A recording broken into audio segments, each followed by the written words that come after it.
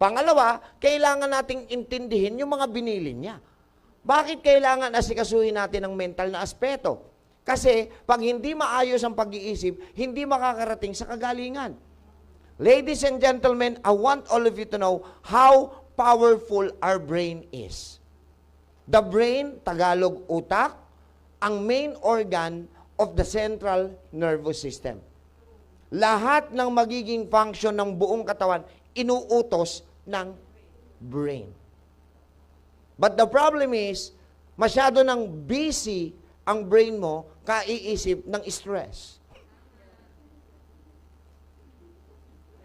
Paano niya pa uutusan yung katawan to function properly? Anong iniisip ng utak niyo? May sakit ako. May sakit ako. Wala kaming pambiling gamot. Bayaran ng kuryente.